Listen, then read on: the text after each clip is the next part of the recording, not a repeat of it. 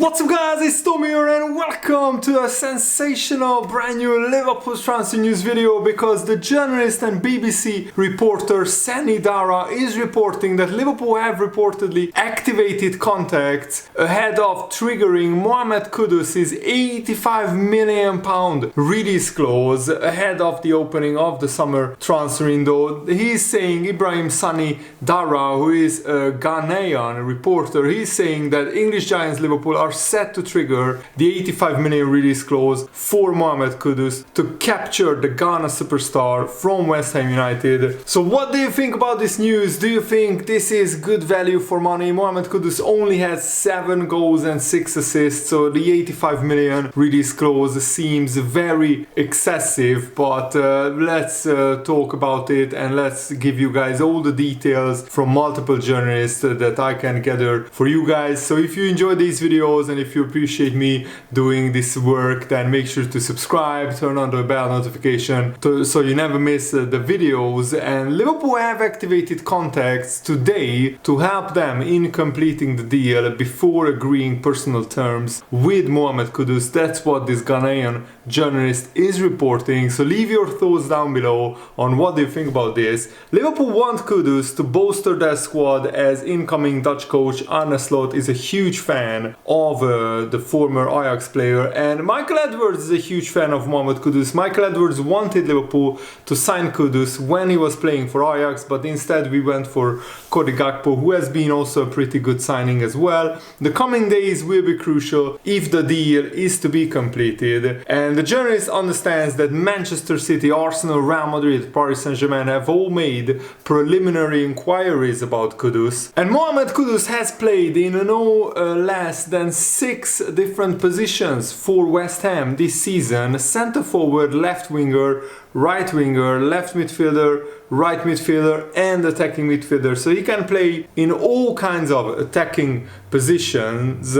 And at just 23 years old, his numbers are actually pretty decent. He scored 17 goals and got 7 assists in all competitions for, Ajax and West Ham, because he played for both clubs this season. He played for Ajax a few games before transferring to West Ham, and he looks like a star who is on the borderline, on the cusp of becoming a very good, maybe even a world-class player. At 23 years old, he's just about to hit his prime. He's exactly that, like the kind of signing that would have been made, under Michael Edwards before Jurgen Klopp got total control over transfers. And you also have to factor in that his numbers will be probably even better for Liverpool, because at West Ham he didn't play for a team that created that many chances. He didn't play, really expensive, really attacking West Ham side. His most favorite position is the right wing, but he can play in many positions. Jared Bowen has been the main right winger at West Ham, so Mohamed Kudus has played on the left, he has played in the middle, just off the striker, in a floating,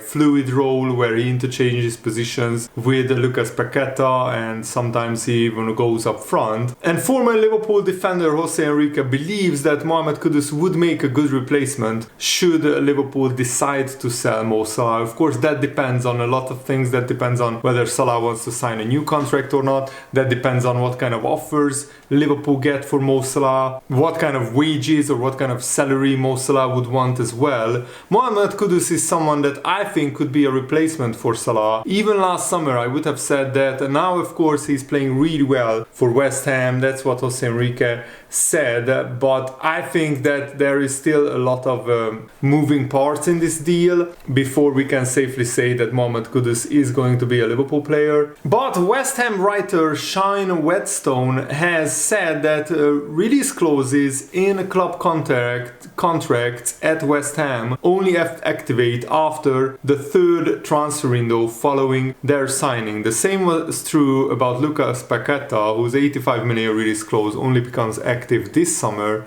after signing for West Ham from Lyon in August 2022. Kudus signing in July 2024, his release clause would not come into play until July 2025. So at the moment it's unconfirmed whether this 85 release clause can be triggered this summer or not. David Ornstein, who is very reliable, on the Athletic podcast, he said that it's fairly safe to assume that Kudus has a release clause because otherwise he wouldn't have signed for West Ham. One of his demands was to insert a release clause into his contract. Whether that release clause is active this summer or not, we don't really know because there are conflicting reports coming from different journalists. And David Ornstein definitely said that multiple contacts told him that Liverpool are looking to sign an attacker. They are looking for a goal-scoring white player who has really good technical and dribbling skills. This is what David Ornstein said. I've heard from multiple contacts about Liverpool that they are looking for a white player. Now I don't know if that's to add to what they have already got, or will they sell one of their 5 attackers?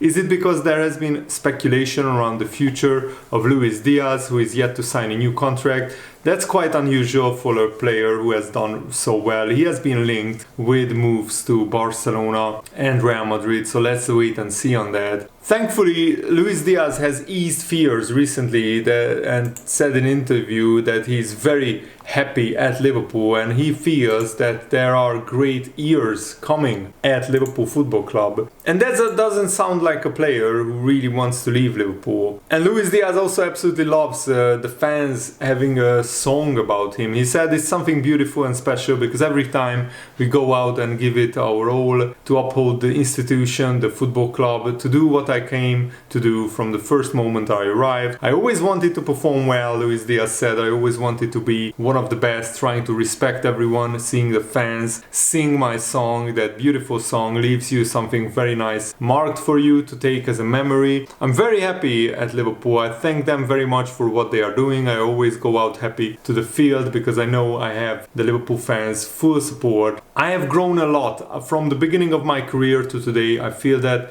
with the passage of days, of years, living each experience in each different team, coming to this great club that is Liverpool, leaves you with a lot of learnings. You learn more and more to be a professional, to be a better person, to be a good teammate and a good guy. The truth is that I'm very happy to be here. Great years are coming for the club. I have no doubt about that. Personally, I will always try to do my best, always try to give 100%, to always stand out on the field, which is what I came here to do. I'm always grateful to God for every opportunity. It's no secret that at Liverpool we didn't finish this season as well as we hoped. For us it was crucial to win the league and all the competitions we were in. Unfortunately, the results lately couldn't be achieved.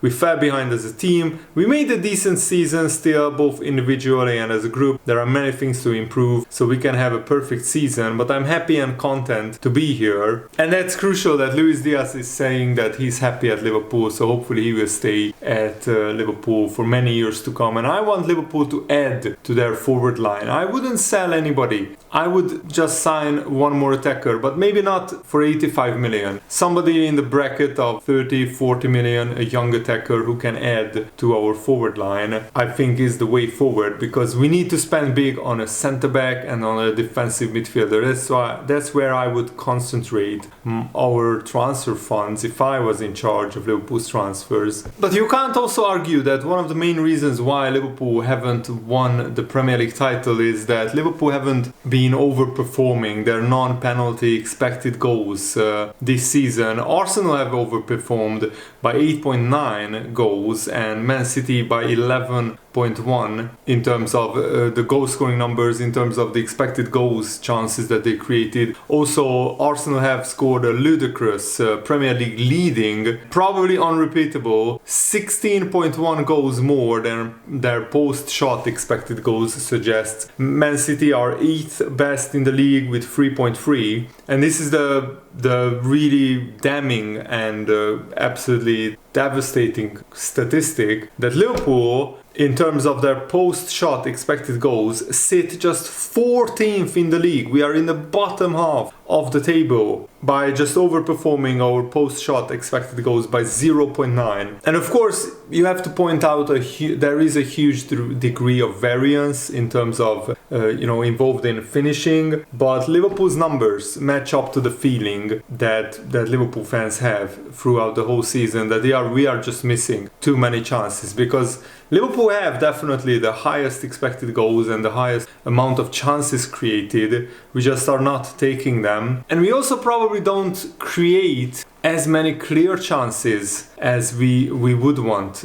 And if you look at the numbers, Jota has overperformed his non-penalty expected goals by 4.7. Gakpo is exactly 0, so he scores as much as he's expected to score. Salah underperformed his expected goals by 1.4 goals. Luis Diaz by 3.4, so Luis Diaz also missed quite a lot of big chances. But of course the worst is Darwin Núñez. He underperforms his expected goals by 4.4. Hopefully that means next season Darwin Núñez will regress to the mean at least by scoring 4, 5, 6 more goals. For example, at Arsenal, Gabriel Jesus is the worst with underperforming by 2.3 goals, but Trossard overperforms by 3.5 goals, Havertz by 0.8, and Saka and Martinelli are scoring about as many goals as they are expected. Phil Foden has overperformed his expected goals by 6.4 xG, and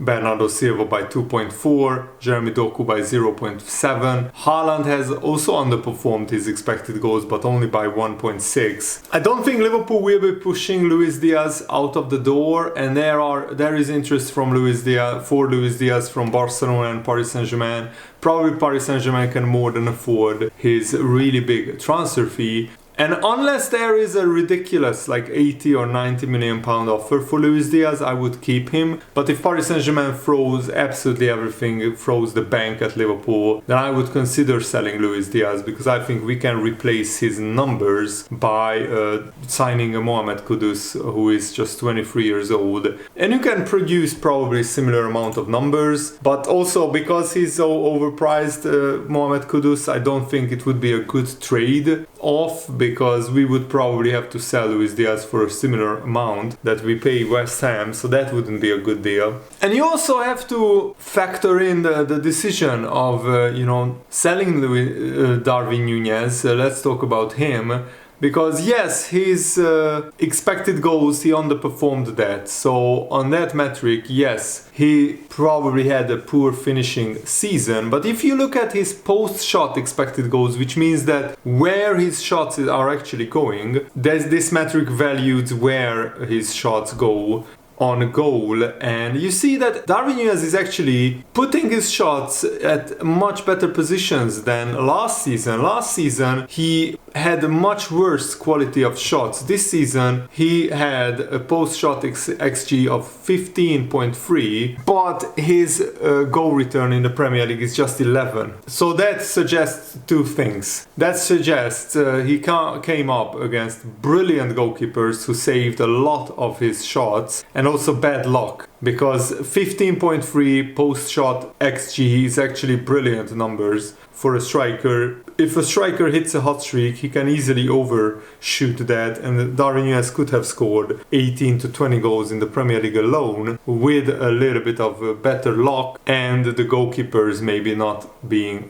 this incredibly good against Darwin Núñez. So at some point bad luck should even itself out, correct? We will see next season, but what Darwin Núñez is, he's a very reliable goal threat who always occupies 2 or 3 centre backs, which means that there will be more space for the other players, but the other players need to finish better. I think keeping Diogo Jota fit would be absolutely crucial for Liverpool, because I'm convinced that if Diogo Jota was fit more often this season, Liverpool would have easily scored a lot more goals this season, and we would maybe be in the title race. And what is absolutely incredible is that even if we had beaten Everton and West Ham, we would still be second behind Arsenal on goal difference, even if we had beaten. Probably the Everton game was a deserved loss. Liverpool played absolutely awful. The Liverpool Crystal Palace game and the West Ham Liverpool game, we were better than the opposition. We just missed so many great chances, and also defensively against West Ham we were just not good enough. We conceded really terrible goals. But it just shows that Arsenal are getting their best points tally for, I don't know, 20 years, 15 years, and they still probably will finish second behind Man City, even though Arsenal have this incredible run since the turn of the year. They only lost one game to Aston Villa, and yet they are still going to be second behind Man City, unless Man City slip up in the last two games of the season. But I can't see that happening. But let's wait and see what happens in the title race. And it was really painful to see Arsenal just really easily beating Man United, because that's what Liverpool should have done. If Liverpool beat Man United home and away in the Premier League, then we would be still in the title race. I'm pretty convinced of that. But yeah, let me know what do you think about all the topics that we talked about in today's video, and I really hope that you guys enjoyed this. Have a nice day. Thanks for watching. See you later. Goodbye.